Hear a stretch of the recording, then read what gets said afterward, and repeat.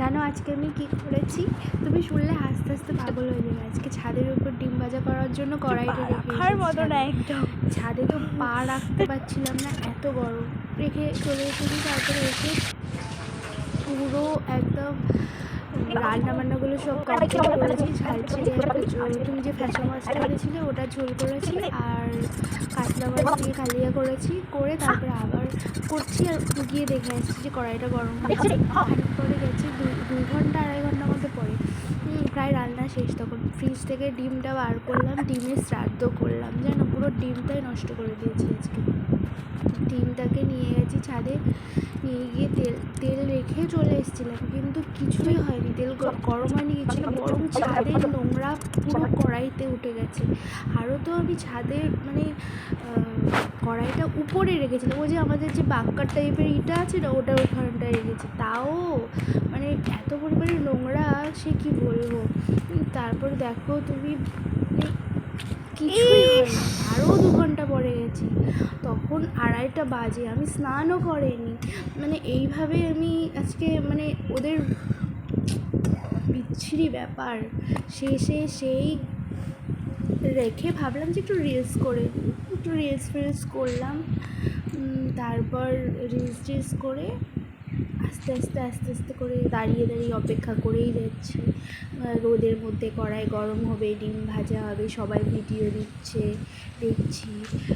আর तू मेरे दिन में रातों में खामोशी में बातों में बादल के हाथों में भेजो तुझको ये बयान तेरी याद। সেলসিয়াস ছাড়া জল ফোটে না, সেখানে 40-42 ডিগ্রি সেলসিয়াসে ডিম ভাজা রোদের মধ্যে কীভাবে হয়? এটা পুরোই ফেক। ওরা যারা ভিডিওগুলো দেয় ডিম ভাজা বলে কিছুই হয়। আমাকে আবার ঘরে নিয়ে আসতে হলো, গ্যাসটা জ্বালালাম, জ্বালিয়ে আবার এই বেকার ডিমটাকে নষ্ট না করে আমি আর দেখো, দেখতেই পাচ্ছ কড়াইতে কি নোংরা এসে পড়েছে। বাপ রে বাপ, এত নোংরা খেলে তো মানুষ মরেই যাবে। আমার একটা লালু বলে কুকুর আছে, বল্টু আছে ওর নাম, কেউ বল্টু বলে ডাকে, কেউ লালু বলে, ওকে দিয়ে দেবো, দুপুরে ও খেয়ে নেবে। এই ডিমটা কি করে কি করেছি আমি?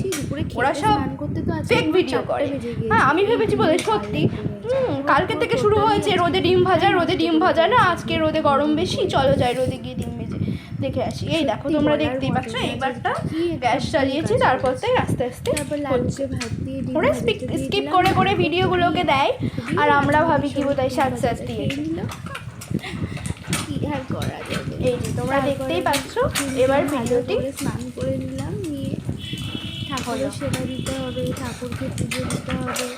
আবার পুজো দেওয়ার জন্য ছাদের যত ধুলো ছিল সব এসে পড়ে। ঈশ্বরেরও স্মরণ করিনি। সকাল সকাল উঠে আজকে ডিম ভাজা করবো, তাড়াতাড়ি রান্না করবো, বাজার করবো, এই সব নিয়েই ব্যস্ত আজকে। আর আমার